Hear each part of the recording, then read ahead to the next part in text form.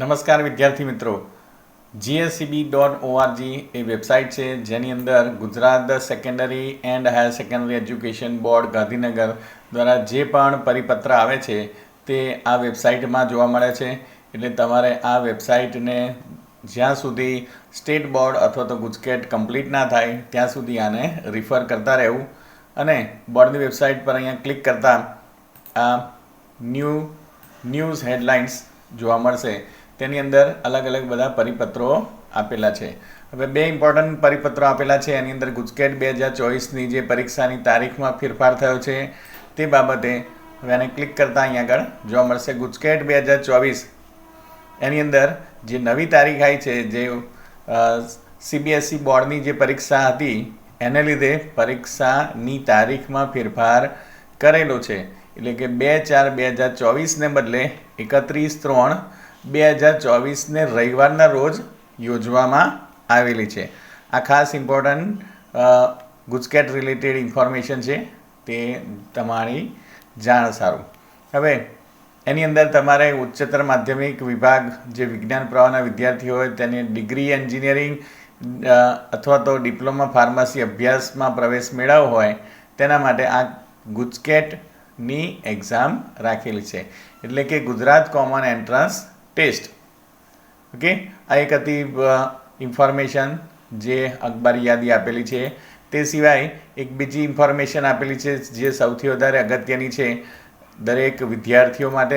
સાયન્સના અથવા તો વિજ્ઞાન પ્રવાહના જે પણ વિદ્યાર્થીઓ છે એના માટેનો ખાસ આ જે પરિપત્ર આવ્યો છે તે સૌથી ઇમ્પોર્ટન્ટ છે કે શૈક્ષણિક વર્ષ 2023-24થી અમલી ધોરણ 12 વિજ્ઞાન પ્રવાહના જે પ્રાયોગિક પ્રશ્નપત્ર પરિરૂપનો એ પરિપત્ર આવ્યો છે તે આપણે જોઈ લઈએ.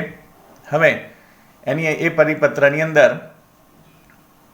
અહીંયા આગળ એને રિલેટેડ ઇન્ફોર્મેશન્સ આપેલી છે, પત્ર ક્રમાંક છે અને ધોરણ 12ના જે વિજ્ઞાન પ્રવાહના પ્રાયોગિક જે પરીક્ષા છે એ વિષયોના પ્રશ્નપત્ર પરિરૂપ તજજ્ઞશ્રીઓ દ્વારા જે તૈયાર કરવામાં આવેલા છે એ આપણે જોઈએ. તો વિજ્ઞાન પ્રવાહ રાસાયણિક વિજ્ઞાન એનો જે વિષય કોડ જે છે એ 053, પછી 12 વિજ્ઞાન પ્રવાહ ભૌતિક વિજ્ઞાન જેનો વિષય કોડ છે 55 અને વિજ્ઞાન 12 વિજ્ઞાન પ્રવાહ જીવ વિજ્ઞાનનો જે વિષય કોડ છે 057. હવે જે પ્રાયોગિક વિષયોના પ્રશ્નપત્ર પરિરૂપ આની સાથે એટેચ કરેલા છે તે આપણે જોઈએ. હવે ઉચ્ચતર માધ્યમિક વિજ્ઞાન પ્રવાહની શાળાઓને અને એના વિદ્યાર્થીઓને અને વાલીને પણ જાણ થાય એ માટે આ પરિપત્ર આપેલો છે. આપણે દરેક પરિપત્ર જોઈ લઈએ વારાફરતી. હવે પહેલું જે છે રાસાયણિક વિજ્ઞાન પ્રાયોગિક 053 અને પ્રશ્નપત્ર પરિરૂપ આપેલું છે. સમય એનો હશે 3 કલાકનો અને કુલ ગુણ છે 50.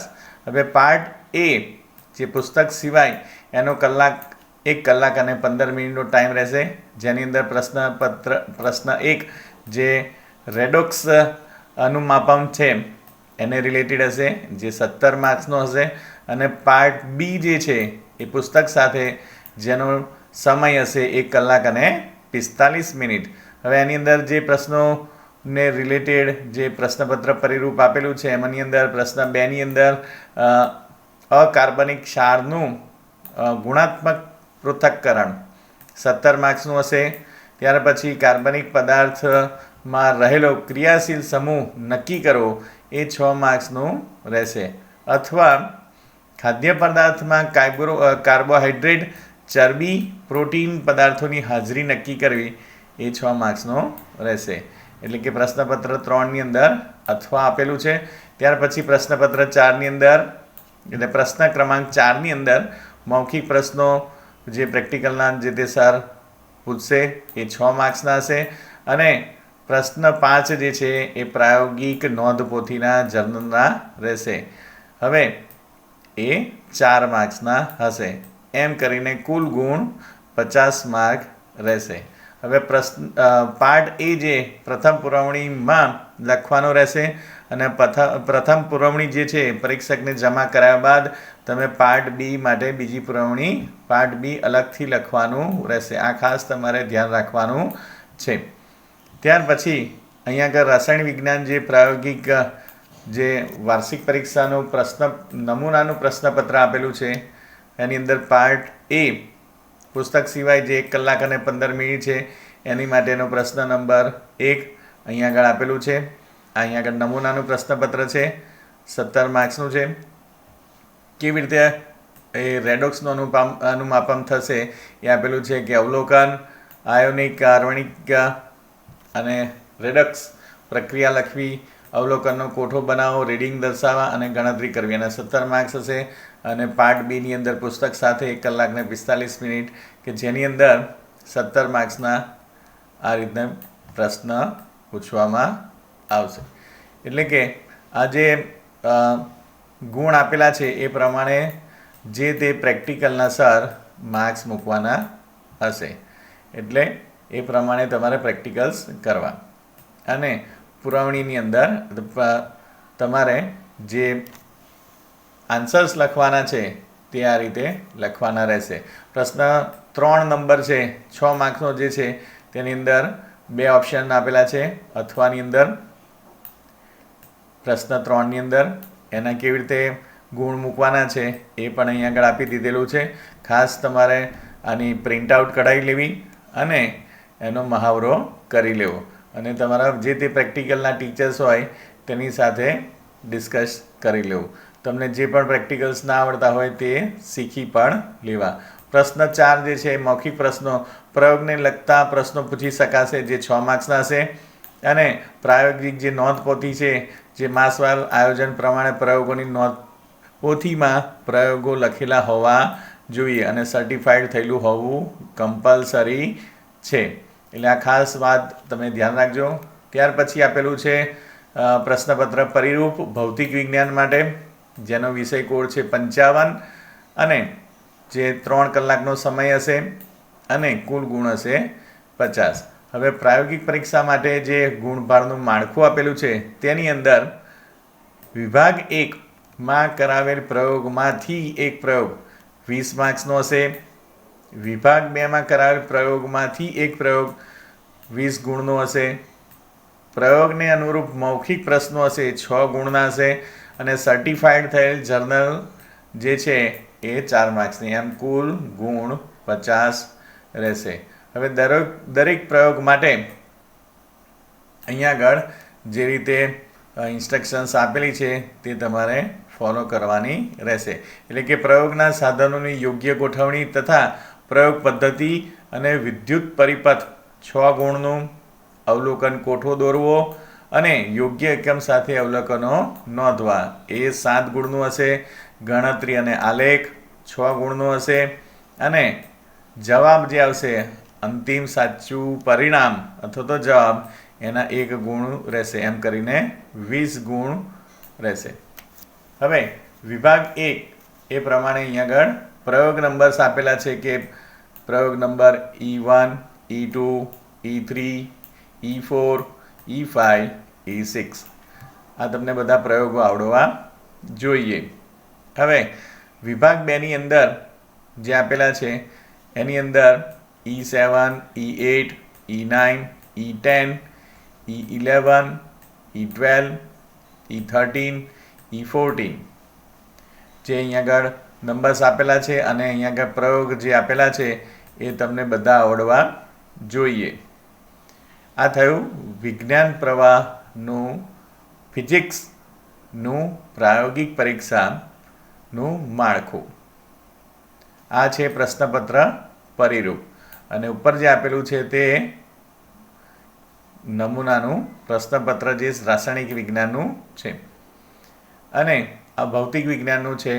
ત્યાર પછી જે આપેલું છે તે પ્રશ્નપત્ર પરિરૂપ વાર્ષિક પરીક્ષાનું જીવ વિજ્ઞાન માટે જેનો વિષય કોડ છે 057. પ્રશ્નપત્ર પરિરૂપ અને સમય હશે 3 કલાકનો, કુલ ગુણ હશે 50 અને પ્રશ્ન આપેલા છે પ્રશ્ન 1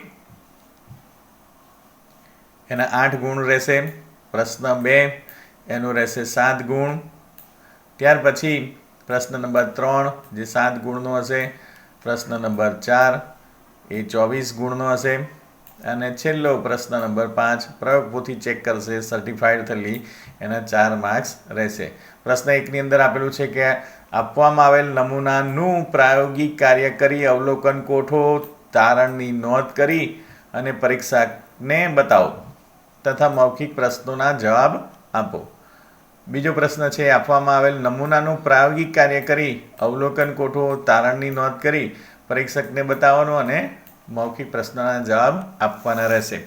પ્રશ્ન 3ની અંદર આપવામાં આવેલ પ્રાયોગિક કાર્ય કરી પરીક્ષકની સૂચના મુજબ તેની નોંધ કરી મૌખિક પ્રશ્નોના જવાબ આપવાના રહેશે. પ્રશ્ન નંબર 4ની અંદર મૂકેલ પ્રયોગ, ફોટોગ્રાફ, સ્લાઇડ, ચાર્ટ એને ઓળખી બતાવવાનું અને નામ નિર્દેશવાળી આકૃતિ દોરી અને તેનું વર્ણન કરવાનું રહેશે. 8 નમૂના જેના દરેકના 3 ગુણ રહેશે. એવી રીતે કુલ ગુણ રહેશે 24 પ્રશ્ન નંબર 4ના. અને સર્ટિફાઈડ થયેલી પ્રયોગ પોથી તમારી પાસે હોવી જોઈએ જેના 4 ગુણ છે. એવી રીતે કુલ 50 ગુણના પ્રશ્ન હશે. જીવ વિજ્ઞાનનું જે વાર્ષિક પરીક્ષાનું નમૂનાનું પ્રશ્નપત્ર આપેલું છે તે 3 કલાક અને કુલ ગુણ 50. પ્રશ્ન નંબર 1 જે 8 માર્ક્સનો છે આને ડિટેલમાં તમારે વાંચી લેવો. ત્યાર પછી પ્રશ્ન નંબર 2 7 માર્ક્સનો રહેશે. અવલોકન કોઠો, તારણ 4 માર્ક્સ અને મૌખિક પ્રશ્ન જે પૂછે 3 માર્ક્સ. પ્રશ્ન નંબર 3 એની ડિટેલમાં માહિતી આપેલી છે, તમે પ્રિન્ટ આઉટ કરી અને જોઈ લેશો. પ્રશ્ન નંબર 4 મૂકેલ પ્રયોગ હોય, ફોટોગ્રાફ્સ હોય, સ્લાઇડ્સ, ચાર્ટ આપેલા હોય, નામ નિર્દેશવાળી આકૃતિ દોરીને તેનું વર્ણન કરવાનું. 8 નમૂના આપ્યા છે, દરેકના 3 ગુણ હશે અને 24 માર્ક્સ છે. તો આ ખાસ તમારે ધ્યાન રાખવાનું છે. અને છેલ્લા પ્રશ્ન નંબર 5 જે 4 માર્ક્સનો હશે, કુલ ગુણ હશે 50. ઓકે, તો આ રીતે પ્રશ્નપત્ર પરિરૂપ અને નમૂનાના પ્રશ્નપત્રો આપેલા છે. અહીંયા આગળ જે મેં ડિટેલમાં તમને સમજાવ્યું છે એ સમજી અને PDF ડાઉનલોડ કરી અને પ્રિન્ટ આઉટ કાઢી લેવી ખૂબ અગત્યનું છે. આ વર્ષે જે શૈક્ષણિક વર્ષ 2023થી વિજ્ઞાન પ્રવાહના પ્રાયોગિક પ્રશ્નપત્રમાં જે ચેન્જીસ આવ્યા છે તે અહીંયા આગળ દર્શાવેલા છે. એટલે આ વર્ષ એ તમારા માટે ખૂબ અગત્યનું છે. Okay students, thank you and best luck and best wishes.